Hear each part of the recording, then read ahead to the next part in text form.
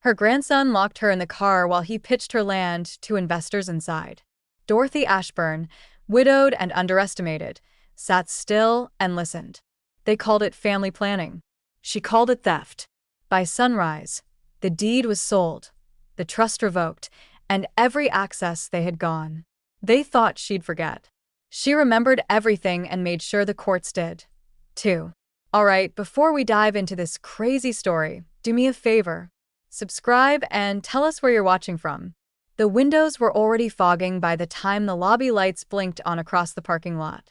Sat motionless in the back seat, coat wrapped tightly around her shoulders, the engine still running, a soft purr in the cold Arizona night. Her seatbelt was unbuckled, but she hadn't moved since the door shut behind her.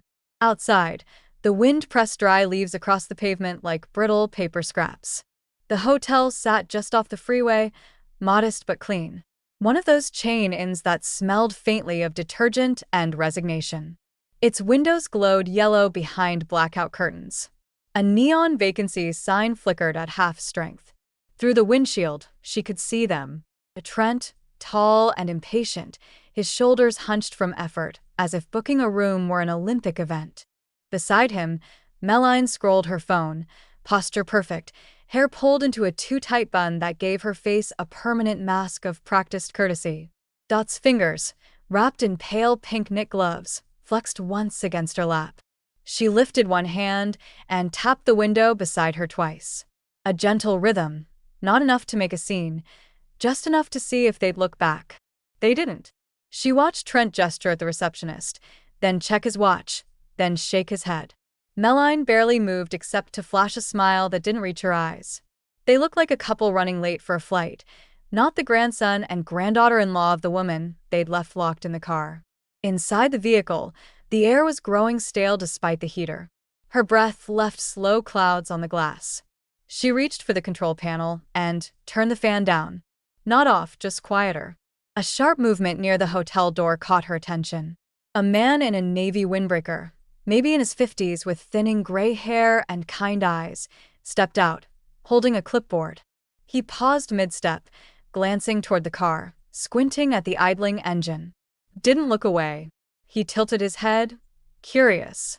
His gaze lingered a few seconds longer than casual observation. Then he disappeared back inside, leaned her head back against the seat, and let out a slow breath. The car smelled faintly of energy drink, cheap cologne, and takeout wrappers. Remnants of Trent's road trip provisions. She hadn't eaten since a late lunch in Flagstaff, though she hadn't said anything when they skipped dinner. She hadn't said anything at all. Not until now. So much for family vacation, she murmured to no one. She turned and reached for her handbag, black leather, scuffed at the edges, but still elegant. It sat on the floor beside her, nestled between a half-empty water bottle and a wrinkled tote bag of crossword puzzles. Her gloved hands worked the clasp, slow and steady. She didn't pull out a phone or her reading glasses. She didn't need either. She pulled out the file, thick manila, labeled in her own handwriting just beneath the flap, Sedona Land Deed. She held it gently, like a secret that had waited too long to speak. Inside, folded in thirds, was a copy of the original document, notarized, stamped, and older than Trent's high school diploma. Her name and her name alone appeared on the ownership line, inheritance from her father. Never transferred, never promised, just quietly misunderstood. And she had let them misunderstand. Let them speak in front of her, over her about when we break ground and our land down there. Let them joke about development timelines and rustic heirlooms and finally doing something useful with Grandma's dirt. She'd said nothing. She'd waited because silence, she had learned, unsettled people far more than argument ever could. The car interior had cooled enough for it to see her breath again. The heat was still on, but the vents had dulled to a whisper. Silence spread through the cabin like dusk itself. Slow, creeping, absolute. Reached back into her handbag and unfolded the manila file in her lap. The edges were soft from age, the paper inside crisp despite the years. She slipped the deed out gently, its folds well-worn but clean, and read it again beneath the soft orange glow of the overhead cabin light, the name at the top. Bold, centered, and undisturbed by any co-signers was hers. Dorothy E. Ashburn, sole title holder, inherited owner, full rights. The Sedona parcel, all 17 acres of sun-drenched sandstone split Arizona earth, belonged to no one else. Not to Trent, not to Meline, not to the faceless development team he named over dinner. She flipped to the second page, the one no one ever bothered to read. Beneath a clause titled, Restriction of Transfer, a single line stood out. Transfer by request only, not by suggestion, and never by assumption. It had been her father's language, archaic, almost poetic, but legally airtight. Traced the phrase with her fingertip. She remembered sitting across the dining table from Trent just months after her husband's funeral, her soup untouched while he held out papers she hadn't requested. "You don't have to worry about anything anymore, Grandma," he'd said with a smile just wide enough to mask his urgency. "We can just move it now before taxes get messy." Meline had said nothing. She'd just passed a pen, her nail polish the exact color of rose gold greed. She had taken the documents, smiled sweetly, and locked them in her filing cabinet. She let them think what they needed to think, that she was soft, fading, a loose thread to tie off. They never asked for confirmation. They just started talking as if the land already belonged to them. That quiet assumption that the elderly yield their stories and assets like autumn leaves. Duck clicked off the overhead light and reached for her second phone, the one they didn't know about. A tiny black flip phone with a prepaid number purchased in cash at a pharmacy 2 towns back. Her thumb hovered over the first contact. Elaine, home office. She pressed. Call 1 ring, 2. Then a voice answered. Dry. Unamused, but sharp as ever. "This better be worth my chai steeping on the stove." "It's time," it said. "Initiate the freeze." Elaine didn't ask what she meant. She never had to. "I'll file the county lock tonight. The parcel will be flagged for sale block until you say otherwise." "And the new PA?" Dot asked. "Already drawn. Yours to assign. The old one's about to expire tragically and permanently." Dot allowed herself a smile. "Good." Elaine exhaled like she'd been waiting years to hear those words. "Do you want to tell him before or after he sees the sold sign?" "After," said softly. "Much after." She hung up. Outside, the night deepened into something closer to blue. A few moths circled the parking lot light. The sound of a lobby door opening made her glance up. Miles, the clerk from earlier, stepped out and started walking toward the car again. He had a paper cup in one hand, steam curling up into the cold. He tapped on the window, gentler this time. "Ma'am," he said, his voice muffled but kind. "Are you all right?" Rolled the window down an inch, just enough for her voice to slip through. "Yes," she said calmly. "I'm exactly where I need to be." But her fingers rested firmly on the deed in her lap. The lobby smelled like brewed coffee and overused lemon cleaner. Stood just inside the automatic doors, coat buttoned, gloves in one hand, the other holding her purse close to her ribs. She stayed out of view for now by the vending machines just beyond the potted ficus with plastic roots watching. At the front desk, Trent's voice was already rising. "She wandered off," he said, too loud for a quiet morning. "We searched for 20 minutes before realizing she must have gone for one of her walks again." Miles, the night clerk, looked unconvinced. He tapped the keyboard slowly, deliberate. "Funny. I saw her in the car all night. Engine running, parked right there, slot 17. Meline stepped in, her tone syrupy and amused. "She's eccentric. Sometimes she insists on staying in the car, even when it's cold. You know how older folks are. Stubborn. It's safer than letting her shuffle around unfamiliar hallways in the dark." Dot's fingers curled around the strap of her purse. Stubborn. That's what they'd called her the last time she declined their estate simplification meeting. Back then, Meline had made tea and handed her a stack of pre-filled forms as if she were offering a crossword puzzle. "Grandma," Meline had said sweetly, "this isn't pressure. We just want you to feel secure about the future." Now, here they were, feeding the same rehearsed calm to a stranger. Miles tilted his head slightly, eyes flicking between them. You locked the car, didn't you? Trent blinked. Excuse me? It was locked, Miles said again. I checked around 3 a.m. when I saw the headlights were still on. She didn't look like she was sleeping much. Melline pressed her fingers to her temples. It's been a long drive. Yeah, Miles replied monotone. Looks like it. Dot waited. She didn't need to step in. Not yet. She watched them take their key cards, watched Trent scoop up the overnight receipt like it might bite him. Watched Melline thank Miles with a forced smile so brittle it might have cracked if she used it again. Only after the glass doors slid closed behind them did step forward. Miles glanced up and blinked. You're with them? She nodded. Technically. He watched her a moment, then chuckled under his breath. You sleep all right? Dot's eyes were steady. Better than they will. Miles smiled. It wasn't patronizing. It was respectful. Curious maybe, but cautious. You sure you're okay, ma'am? I've fine, Dot replied. But I do have one favor. Sure, if anyone asks, she said softly. You never saw me here. He paused. Got it. Walked out, her shoes clicking softly on the tile. Outside, the car sat in the same spot. Engine off now, keys tucked safely in her coat pocket. She sat in the driver's seat and pulled out the flip phone again. 2 rings. Dot. The voice on the other end was rough-edged but warm. It's early. I know. You all right? I've decided. There was a beat of silence. You sure you want to scorch it, Dot? You know once this starts. Glanced out the windshield where Trent and Melline were loading their designer duffels into the rental like royalty in exile. I don't want to scorch it, they said. I want to sell it. Ruth exhaled slow and low. Okay, I'll call Elaine. Dot hung up. In the side mirror, she saw Melline glance back at the car just for a moment, unsure whether it was inside or not. She looked right through the glass and still didn't see her. Dot smiled to herself.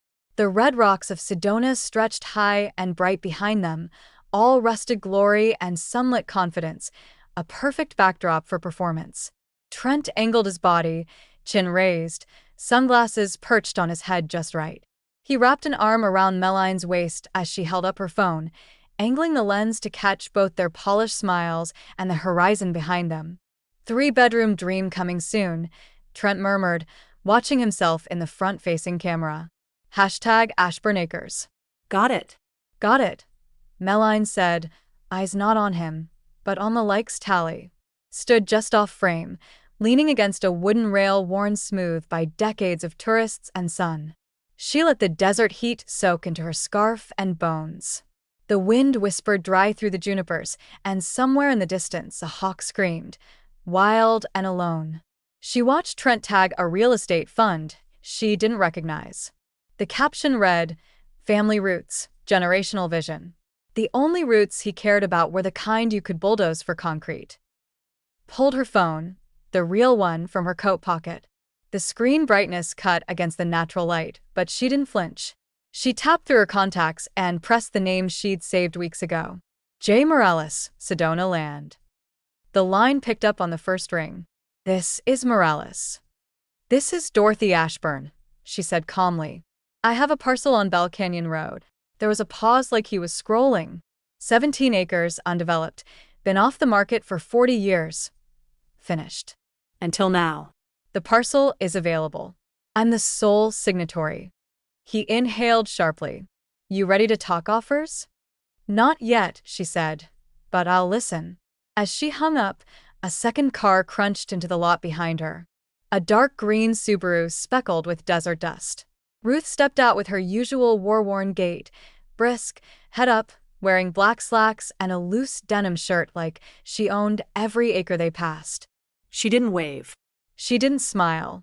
She walked straight to the back of Trent's rental and opened the trunk. Didn't say a word, just nodded as Ruth lifted her suitcase and set it down beside her. What is she doing here? Trent asked, finally noticing. She's just checking on Mom, Melline offered with a bright, brittle smile, as if explaining a power outage. Ruth turned to them, chin lifted. Just passing through, she said dryly. Thought I'd keep it company. Melline exchanged a look with Trent, both too unsure to challenge her. back inside the hotel room, sat on the edge of the bed while her tablet buzzed. One message from Elaine. POA reversal complete. You're full control again. Quiet and sealed. Attached. Confirmation documents. New certificates. Open the file. Her name gleamed alone at the bottom of each page. The others, Trent's, Meline's, nowhere in sight. Their authority was vaporized. She didn't print them, didn't need to. She only whispered one word. Finally. Ruth leaned against the dresser, arms folded. That's the sound of a door closing. No, Dot replied, folding a scarf neatly into her suitcase. That's the sound of me locking it. She packed without a word after that. No dramatic gestures, just the quiet dignity of someone who knew exactly where everything she needed was and exactly where it would be going next. Outside, Trent posted another story, a panning shot of the sunset and a caption, "Time to build something permanent." Dot didn't look at it. She didn't need to. At 5:42 the next morning, while the hallway was still wrapped in soft carpet silence, rolled her suitcase quietly to the elevator. She stepped into the chilly pre-dawn and opened the car door herself. The engine purred to life. This time the keys were in her coat pocket, the deed, her phone, and her future already packed beside her. The bell over the cafe door gave a tired jingle as stepped inside. Her pace deliberate, her spine stiff against the chill of the Sedona morning. The place smelled like scorched espresso and sun-baked wood. Comfort layered over utility. Locals nursed coffee and chipped mugs, heads bowed over crossword puzzles and half-read newspapers. She spotted him immediately. Early 40s, pressed shirt, Patagonia vest over it. Someone who had money, but didn't want to look like it. He stood when he saw her, which she noticed and appreciated. "Mrs. Ashburn," he asked, extending a hand. Jason Keats.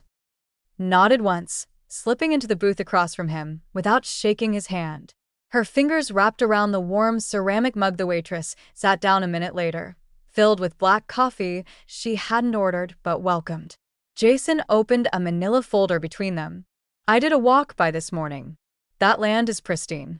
No development scars, no utility encroachment.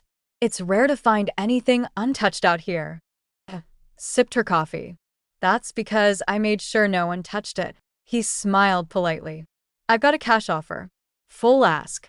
If we sign today, I'll wire the funds before close of business." She didn't blink. "No contingencies?" "None." Reached into her leather handbag and removed a single paper folder, crisp and labeled Heron. She slid it across the table like she was moving a playing card. Jason skimmed the documents, eyes narrowing with each line. "It's just you on the title?" Dot's voice was flat, certain. Always was. Outside, the street buzzed with tourists heading toward the Red Rock trails. Wind scraped dust along the sidewalk. Leaned back, letting him read. She didn't rush. Silence, when used right, was leverage. Finally, he looked up. "I'll email the digital signature sheet now. You comfortable signing first?" Opened her flip phone and dialed. Elaine picked up instantly. "Talk to me." "He's offering full ask. All cash. No conditions." Elaine didn't hesitate. "Sign it." A quiet beat passed. Dot pressed the pen into the paper. Across town, Trent leaned against a rental jeep, phone pressed to his ear. "I'm telling you, September is perfect," he said, pacing. "We'll break ground before the weather turns. I've got renderings already mocked up.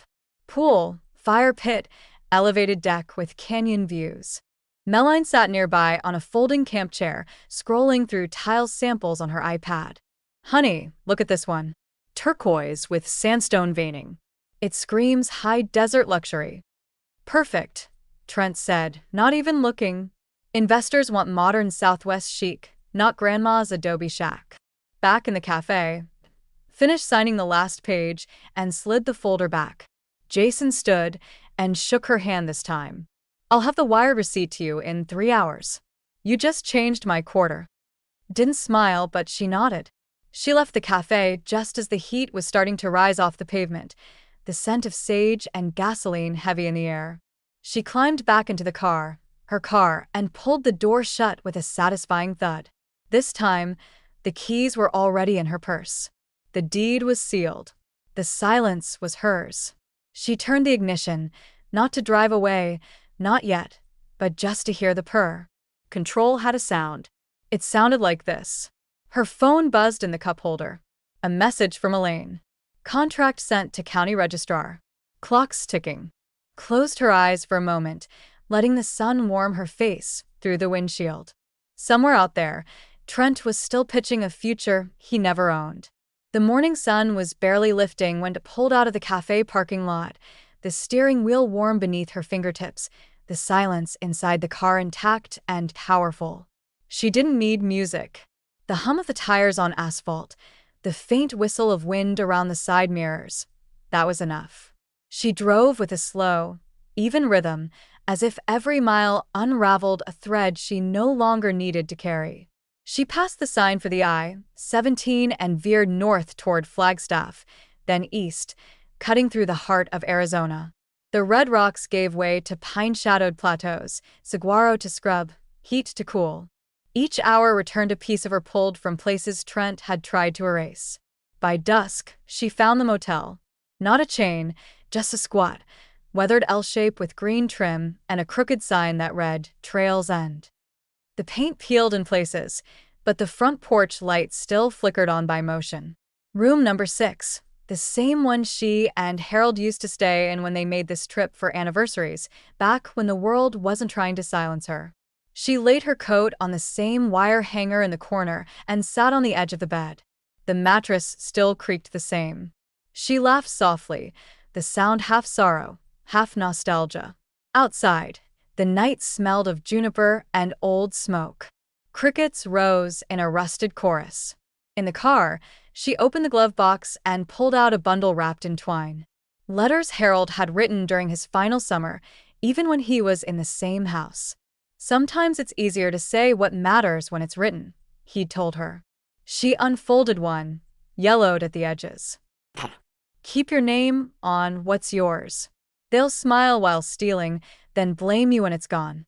Be quiet if you want, but don't be silent. Ush. Her phone buzzed against the console.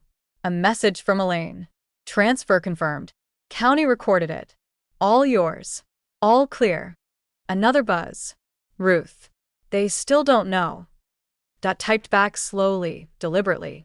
That's the beauty of silence. The next morning, the light was gold and low as Dot pulled out of the lot. She didn't rush the drive. She took the back roads where possible, winding through small towns that hadn't yet been turned into albums or Instagram shots. By the time she crossed into Colorado, the sun had settled behind the mountains. Her home in Denver waited like an anchor, steady, unassuming, her own space, no posts, no pretending. Meanwhile, nearly 700 miles away, Trent parked the Jeep at the base of the Sedona parcel. Eager and flushed with entitlement, Meline was mid-sentence, talking backsplash samples and delivery times. He strode to the gate holding a clipboard like a developer on a site visit, but the gate was chained. Just beyond it, a wooden post leaned into the dust with a crisp, white sign mounted at eye level. Sold. No phone number, no agent listed, just a second sign beneath it. No trespassing, private property. His voice cracked as he shouted, "What the hell is this?" Meline's call dropped as she squinted from the passenger seat. "You said it was yours." "I thought it was," he snapped. His hands shook, clipboard trembling. Behind him, a neighbor walking her dog paused and said, "Oh, you're the family." She cut out. Trent turned, eyes wide. "What did you say?" But the woman had already turned the corner. The screen shook slightly as Trent filmed the view through his windshield, his voice edged in disbelief. "Somebody sold the land under us. If anyone has information, DM me. This is theft." Da watched the video from her porch swing, her tea warm between her palms. The clip ended with Trent's face twisted in anger, lit by the bright Arizona sun. It had only been up for 10 minutes, but already dozens had shared it. She refreshed once, twice. The panic was spreading faster than the truth had. She leaned back into the swing, letting it creak under her weight as a breeze rolled through the yard. The scent of pine mulch drifted from the flower beds Ruth had helped her plant last spring. Every so often, the wind teased her hairline, cooling the spot where her pulse ticked in quiet satisfaction. Her phone pinged. Then again and again. Carla. What's going on with the Sedona property? That your name I saw on the deed listing. David from down the block. Trent melting down online. You okay? Didn't answer. She just took another sip. The next call came with no preview. Just Meline vibrating through her screen like a wasp at the window. She let it ring and ring. Then finally curiosity won out. That answered with the calmness of someone who'd already counted every move before the game began. Meline's voice came hot and fast. You sold it? You sold the land? What were you thinking? Trent had plans. We brought you there. Stared out at the low fence Ruth had painted Robin's egg blue. A hummingbird flitted past. I remember, she said, her voice as soft as steam. You brought me there, then left me in the car. A pause, static. Meline breathed through her nose. Don't do this. This doesn't look good for you. Dot smiled. You're right. She hung up, blocked the number. A second later, another call came through from Trent. She didn't bother answering that one at all. Instead, she stood, walked to her front door, and turned the small brass deadbolt. There was no need, but it felt right. By dusk, the air had cooled, and the internet had burned itself into a frenzy. A local real estate group had reposted Trent's story with a skeptical caption, "If the land was yours, why wasn't your name on the title?" In the silence of her living room, unfolded a handwritten letter Ruth had handed her just that morning. Neatly typed official letterhead stamped at the top, Elaine Ward, attorney at law. She smiled and slid it into the manila envelope resting on the entryway table. Outside, headlights swept across the street, then idled, a familiar shape. Dot watched from behind the curtain. Ruth stepped out of her car, heels slow and deliberate on the concrete. She held the envelope like it weighed nothing. I assume they're still yelling? Asked as she opened the door. Mostly emojis now. Fire, explosion, skull. Ruth handed over the envelope. This one's for Trent. Dot took it, running a finger across the clean, formal seal. Declares him legally non-entitled, states you were of sound mind, confirms he was never on the deed, and Ruth pulled out a copy. Makes sure he can't pursue future POA without a judge. Dot chuckled. He'll frame it out of spite. No, Ruth said. He'll burn it, but he'll know what it said. Nodded, slid the envelope into the outgoing mailbox, and raised the red flag. The courtroom smelled faintly of old pine cleaner and fluorescent dust, as if someone had tried to scrub away the tension but failed to touch the corners. Trent stood at the plaintiff's table, jaw tight, suit jacket rumpled from haste. Meline sat beside him, hands folded too neatly to be sincere, her gaze flicking from the judge to the door like she expected someone to burst in and save them from themselves. It entered quietly with Elaine, her cane whispering against the polished floor. She didn't need it, not today, but it helped punctuate each step. Confidence didn't have to be loud. It just had to be steady. Judge Myers, stern but not unkind, looked over the docket. Case 484. C. Ashburn v. Ashburn, petition for injunction against property transfer due to alleged elder fraud. Elaine rose, Your Honor. The transfer was executed legally with clear documentation verified by the county recorder's office. No fraud, no coerción. Trent sprang up, voice rising before the judge even nodded. She's not well. She doesn't know what she's doing. That land was meant for the family. Elaine raised one brow and handed over a folder. Exhibit A, medical evaluations from 2 certified professionals dated within the last 6 months, both stating full cognitive capacity. Exhibit B, emails, texts, and call logs in which my client responded to financial discussions in complete clarity. The judge flipped through the packet. Elaine continued, and Exhibit C, a sworn affidavit from Miles Everett, night clerk at the Sunset Motor Inn in Flagstaff. Dot watched as Trent paled. He states that Mr. Ashburn and Mrs. Ashburn's granddaughter-in-law left her locked in a running car overnight, that she was alert, coherent, and in possession of legal documents. I believe his exact words were, She knew more about that land than they ever will. The judge didn't smile, but his eyes tightened in something close to it. Meline hissed, "This is character assassination." "No," Elaine snapped back. "This is legal fact." The judge looked over his glasses. "Miss Ashburn, do you understand the implications of the sale?" Stood slowly, adjusting the sleeve of her jacket. "Yes, Your Honor. The land was mine. Always has been. I sold it knowingly, willingly, and with benefit to no one but myself and the causes I believe in." Trent muttered under his breath. "Unbelievable." The judge nodded. "And it's been confirmed by the county recorder." Elaine nodded once. "Filed, stamped, and recorded." He leaned back, eyes landing hard on Trent. "Emergency injunction denied. Petition dismissed." The gavel struck once, crisp and final. Trent slammed his hand against the table, the sound echoing across the courtroom. "She betrayed us." Turned to him, her voice like frost laid over fire. "I remember what betrayal looks like. It's two people walking into a hotel while their elder waits in the cold." Trent took a step forward, but Meline grabbed his sleeve. "You'll make it worse," she hissed. Elaine pulled one more form from her briefcase, sliding it across the bench to the clerk. "This," she said, "is a motion to bar Trent and Meline Ashburn from submitting future POA claims or estate-related requests regarding Dorothy Ashburn without judicial pre-approval, permanently." The clerk stamped it without hesitation. Didn't look back as they walked out of the courtroom. She didn't have to. She had just locked a door they'd never open again. The bank envelope made a soft click when laid it flat on her kitchen table. Inside, a cashier's check for $150,000.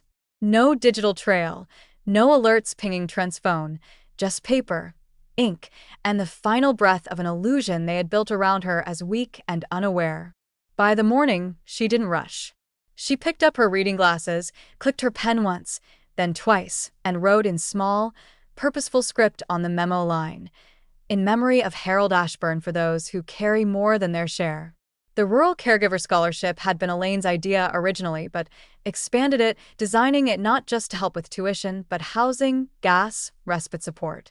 Caregivers like Ruth had gone unnoticed too long, women who shouldered the heavy hours while the loud ones claimed credit. By the afternoon, the donation was filed and funded through the Ashburn Quiet Aid Trust, a name she'd invented to honor her husband's favorite phrase, "Sometimes the loudest change walks in on soft shoes." She smiled as she printed a copy of the check, slipped it into a brushed silver frame, and rang Ruth. "Mail's coming your way," she said. "I already know it's lethal," Ruth replied. "You sound like someone who just cut an artery." Just the artery they were drinking from. Later that evening, Carla came by with a casserole and eyes full of nosy sparkle. "You see Trent's post?" Dot raised an eyebrow. "Which one?" Carla pulled out her phone and read aloud. "Whole project's been sabotaged. Someone moved against us behind closed doors. We'll recover. But people should know where betrayal starts, in your own damn blood." Tut stirred her tea calmly. "Poetic. Untrue, but poetic." Carla leaned closer, lowering her voice. "His American Express got declined at the garden center. Meline was holding $400 worth of pavers. They left it all in the cart. Didn't gloat. She never did. But her lips twitched." Carla grinned, satisfied. "You're the quietest wrecking ball I've ever seen." Dot turned back toward the window. Hummingbirds flitted around the feeder Ruth had hung near the porch light. "He assumed I was building an empire for him," she said softly. "I was building an exit." The next morning, checked her email and found the ping waiting. Subject line: Public defamation violation. Malene Ashburn Facebook post. Elaine's message was short. "Saw this, forwarding to my litigation contact." She tagged your name directly. Bad idea. Attached was a screenshot. Meline, in full meltdown mode, had posted, "When your husband's grandmother sells land she doesn't even understand and ruins your family's future. Is that even legal? Asking for a lawyer." Or 5. Comments ranged from sympathy to suspicion. "Wasn't the land in her name, though? Careful. Sounds like someone's pissed they lost free money." One said simply, Imagine leaving your elder in a running car overnight and expecting a payout. Exhaled, not with smugness, just with finality. Every dollar they had mentally spent was now buried under paperwork they couldn't touch. She hadn't just removed them. She'd rewritten the script, stage directions and all. Ruth called just before sunset. The check photos on my mantle. I lit a candle next to it. Tot chuckled. Funeral vibes. No, Ruth said. Celebration of resurrection. Outside, the wind kicked up again, dusting the driveway in brittle leaves.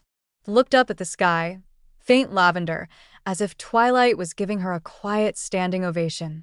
She didn't clap back, just sipped her tea and let the silence land. The cursor blinked once, then twice on the screen. Hovered over the delete account button, her index finger stiff from age, but steady with intention. The screen asked, "Are you sure you want to deactivate your Facebook profile?" She clicked yes. The past didn't need a timeline. Next came the phone. A new number issued from a prepaid line. She handed the old one to Carla, who dropped it into a Ziploc bag along with 2 dried tea bags and a receipt for tile cleaner. "Just in case they try to pull elder vulnerability in court," Carla said. "We'll show you we're buying Lysol, not losing it." Chuckled softly, then held the new phone up and recorded her voicemail greeting. "If I didn't give you keys, you don't get access." Goodbye. That same afternoon, she and Carla installed a black steel gate at the mouth of the long gravel drive. No buzzers, no codes, just a lock and a sign that read private. "No turnaround, no exceptions." That rubbed her palm down the cool, iron bar. It wasn't dramatic, it was protective and earned. Later that week, a package from Ruth arrived in a box worn with time and tape. Inside were the old family photo albums Trent had kept stashed in his garage, covered in mildew, edges curling with neglect.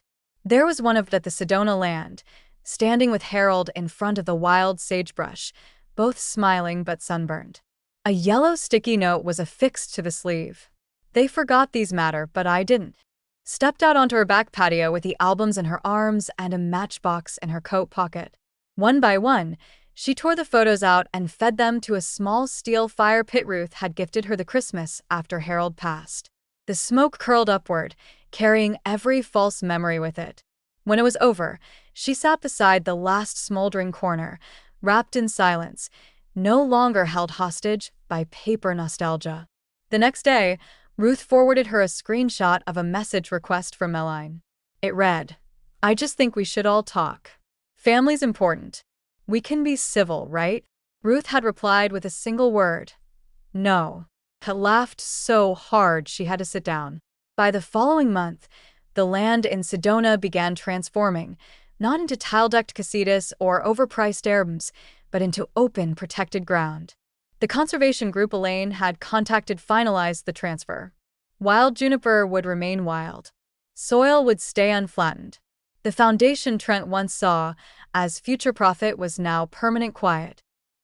Received a cream-colored envelope in the mail embossed with a copper ink seal.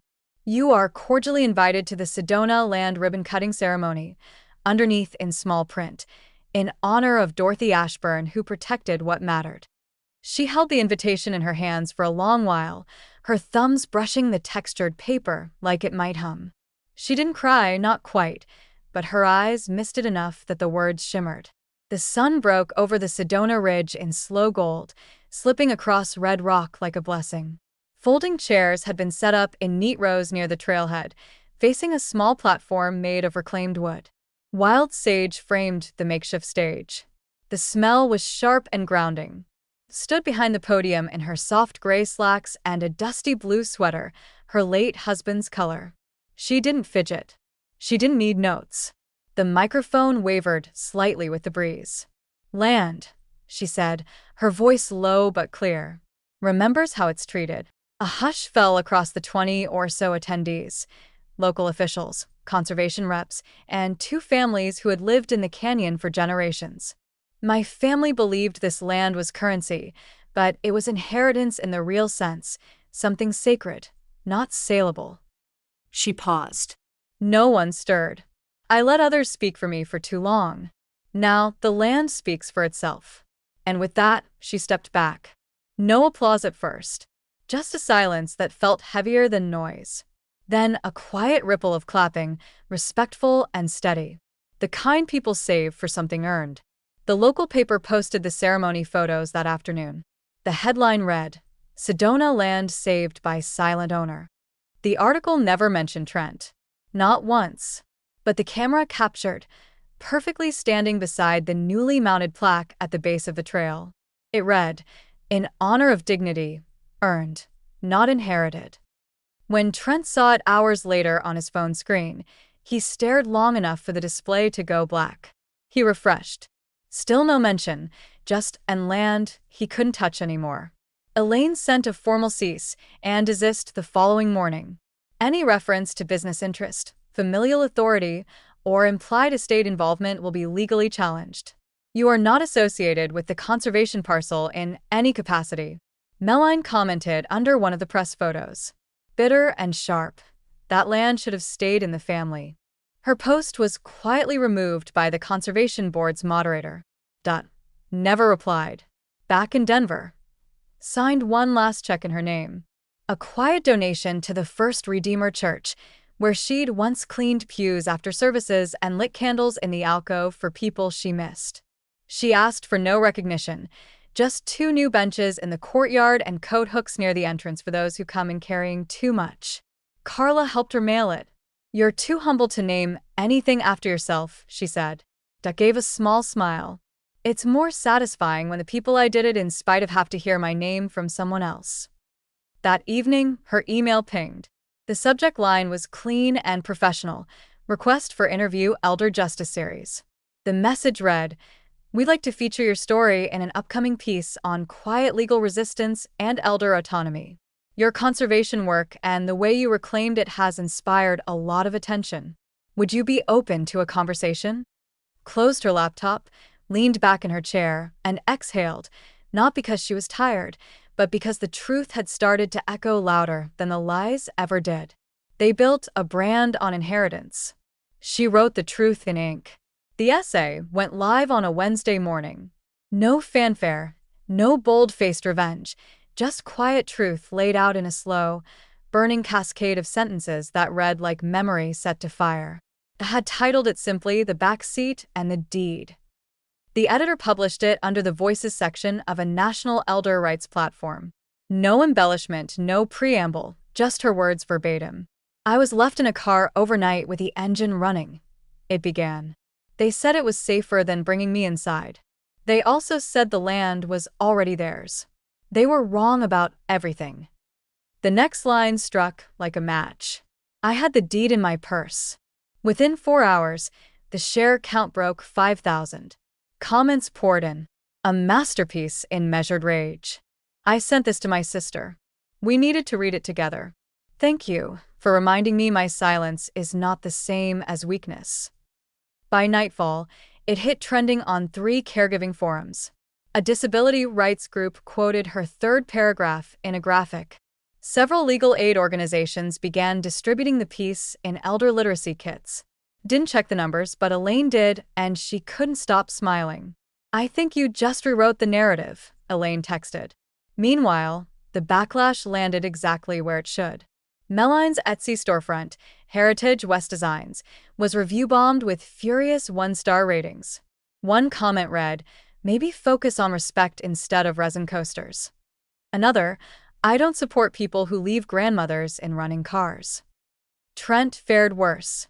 The real estate development conference he had bragged about for months rescinded his invitation. Someone linked Dutt's story under one of his promotional tweets with the comment, "You sure you built this with your own hands, champ?" That tweet racked up thousands of likes before Trent locked his account. He didn't respond to any of it. She didn't need to. Her essay didn't name names, but it drew the silhouette perfectly, and the people who knew. That Friday, a soft white envelope slid through her brass mailbox. No return address, handwritten. She opened it over her kitchen sink, the kettle just beginning to whisper on the stove. Inside, a single sheet of notepaper, lined, with a slightly uneven tear at the top, like it had been yanked from a journal. The penmanship was tight, almost defensive. "I read your piece. I didn't understand until now. You were never the problem. I'm sorry I didn't see it sooner. No signature, no clue, but she knew. She folded it carefully, tucked it inside the back of her recipe journal between the pages for lemon bars and beef stew, right where Ruth would know to find it someday.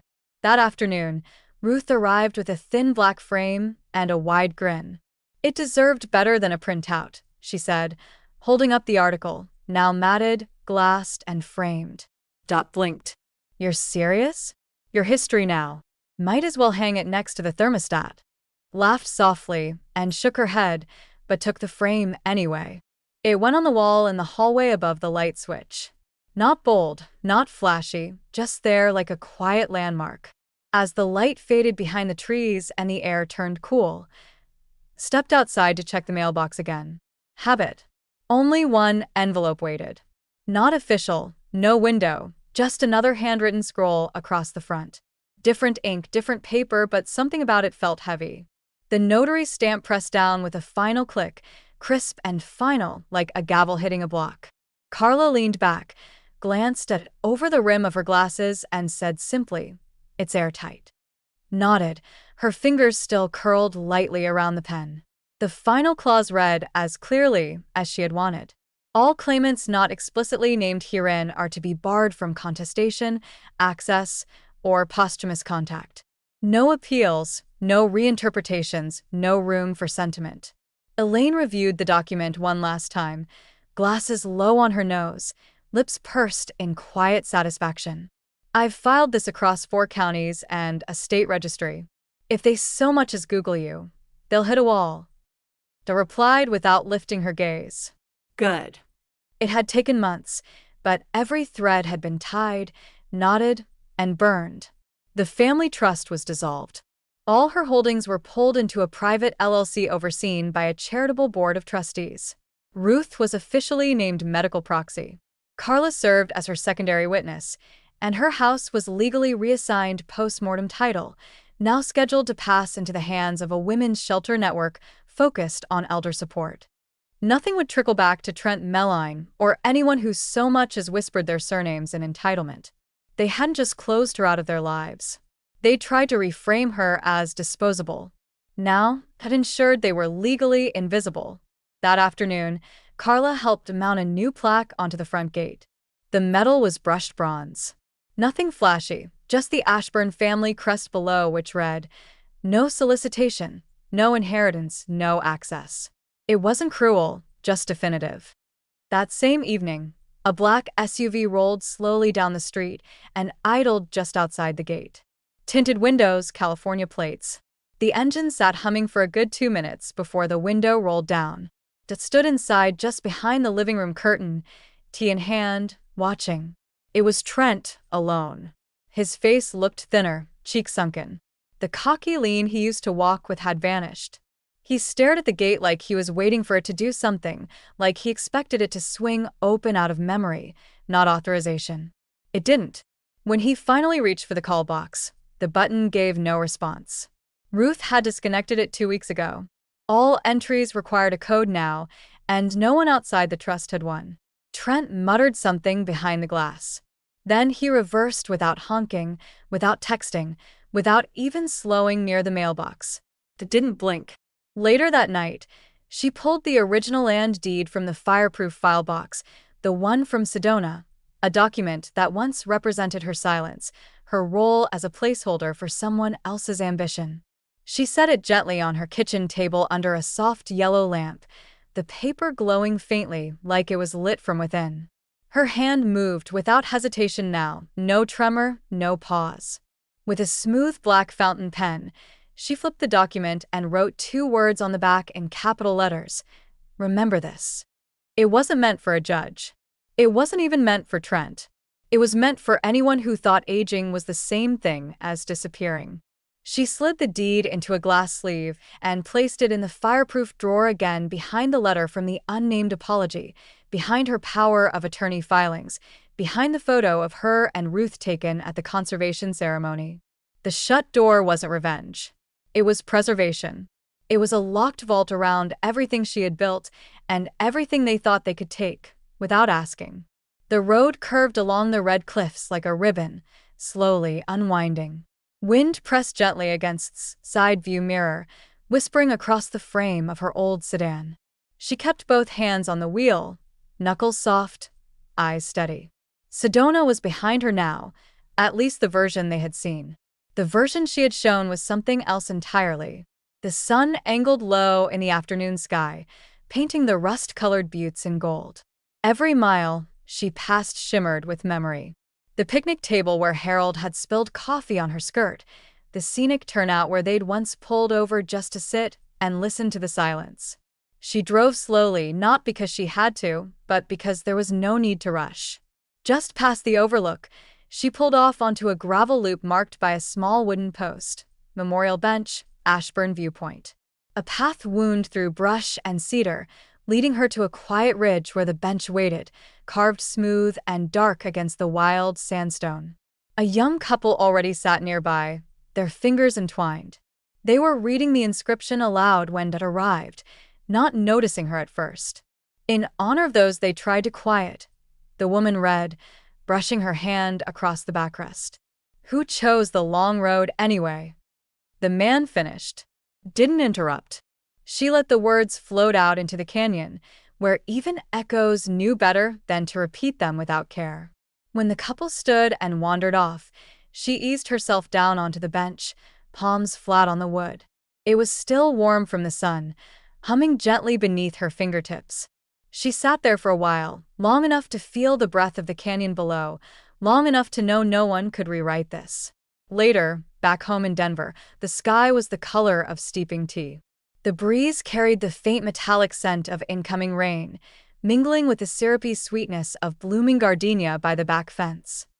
Stepped out onto her porch and watched the hummingbirds flirt with the feeder, tiny wings buzzing like a soft engine, a rhythm all their own. Ruth joined her with 2 mugs in hand, the clink of ceramic against wood signaling her arrival. Good drive? Ruth asked, settling in beside her. Perfect, it said. No more, no less. They sipped in silence, each familiar with the comfort of shared quiet. Occasionally, Ruth would glance sideways, the corners of her mouth pulling into a smile that said everything was going exactly the way it needed to. Reached down beside her chair and opened the small black tote she always traveled with. She pulled out the folded deed, creased once down the middle, her signature still visible through the vellum window, and rose with quiet purpose.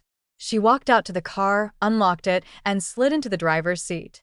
The glove box clicked open with a practice tug. Inside were only a few things, a cloth for wiping the dash, an extra pair of glasses, and now this. She placed the deed in the center, aligning the edges perfectly. She paused, then closed the lid. Back on the porch, the hummingbirds zipped past again, fast as secrets, uncatchable. The air had that bite to it again, the kind that sneaks up on your ankles first, then your wrists, then your bones. It reminded of that night in Flagstaff. The hush of the engine humming, the windows slowly fogging, her breath curling like ghosts in the dark. But tonight, she wasn't locked in the car. She wasn't waiting for the door to open. She was home, sat on her front porch, wrapped in the thick blue sweater Ruth had knit her last winter, the same one she'd worn on that trip. Her tea, now lukewarm, rested in her lap as she opened her journal to the final page. The paper trembled only slightly beneath her pen. I was safer than they thought. Just not for them. You don't lose power when you're quiet. You just learn how to use it.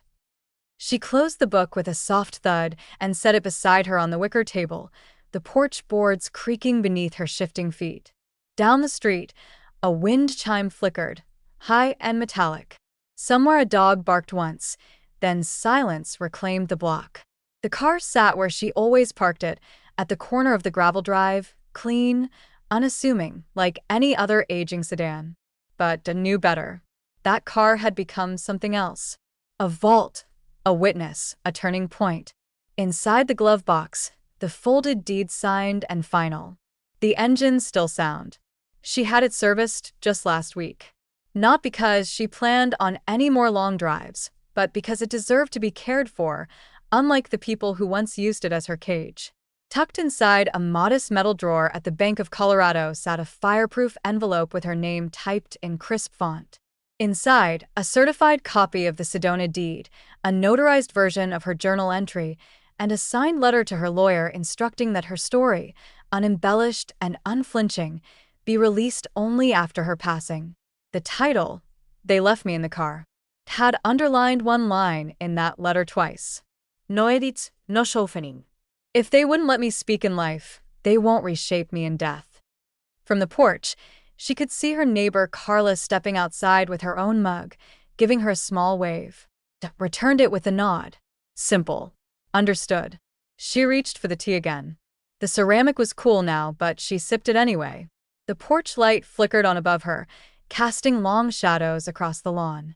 It had done that every night since Harold died. Flickered once, then held. She used to think it was faulty wiring. Now she liked to imagine it was him, reminding her there was still light left in the dark. The memory of the cold night returned, of how she'd clutched her handbag like armor, of how Trent had laughed outside the hotel lobby, and how Meline had looked right through her as if she were just part of the scenery. But none of that mattered anymore. They had left her in the dark, convinced she was harmless. They had misjudged silence.